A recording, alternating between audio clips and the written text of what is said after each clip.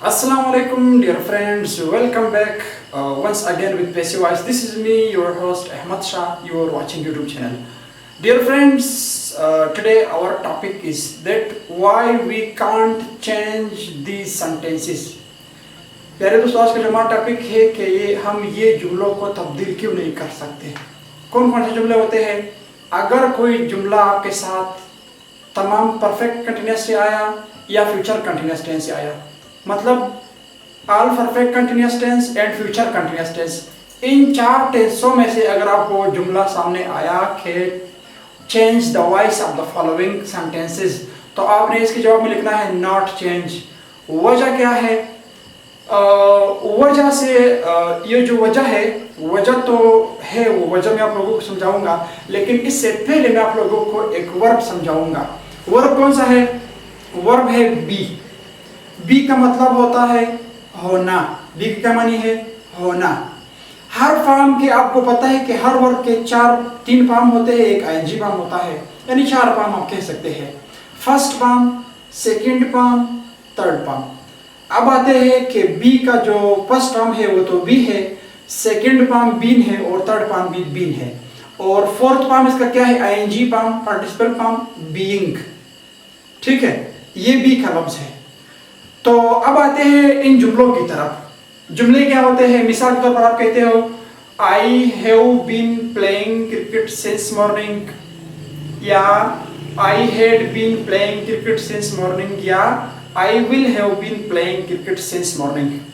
Clear?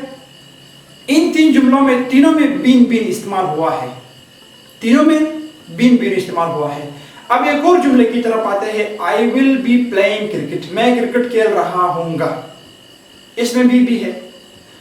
तो आपने इस चार जुमलों को आप देख सकते हैं, चारों के जुमलों में बीन बीन है। चलो एक बार इसको चेंज करने की कोशिश करते हैं। जो इंडिया और पाकिस्तान लोग चेंज करते हैं वो इस तरह चेंज करते हैं, cricket has been being played by me, या cricket will have been being played by me, या cricket had been being played by मी।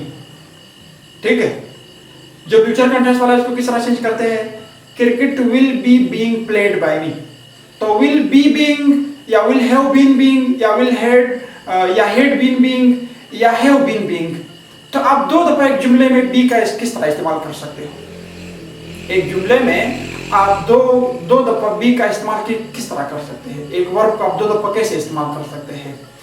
यही वो वजह है जिसकी वजह से हम इन जुमलों को एक्टिव वॉइस से पैसिव वॉइस में तब्दील नहीं कर सकते।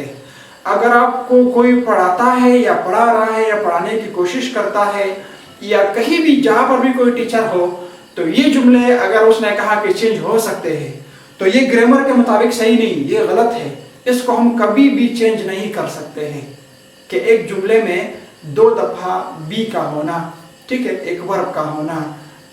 हेल्पिंग तो भी एक वर्ब है ना। ठीक है, मेरे इल्म के मुताबिक तो यही है कि बाकी हर कोई अपना जो है ना सोच रहा होगा कि इसकी ये वजह है या वो वजह है, ये वजह है या वो वजह है। और वजह बाज़ लोग कहते हैं कि इनके तमाम परफेक्ट कंटिन्यूस टेंसेस जो होते हैं इनके आगे कोई टेंस नहीं होता, इसी वजह से पैसिव वॉइस में हमारे टेंस में आगे वाले हेल्पिंग वर्ब लगाते हैं, यही वजह है। बाज़ लोग कहते हैं कि जो है ना इसमें जो है ना टाइम मेंशन हुआ है, सिंस मॉर्निंग, सिंस इवनिंग, या फॉर 2 आवर्स, इस वजह से हम चेंज नहीं कर सकते हैं। वो भी हो भी सकते हैं, नहीं भी सकते हैं, मे बी और may not be, but according to my knowledge we can't use twice be. Okay, so hope that you get this question answer. So inshallah in the next video we will start our model auxiliary verb. We have completed all passive voice one by one lecture, so enough for today. Inshallah further we will read and study and discuss in next. Allah Hafiz.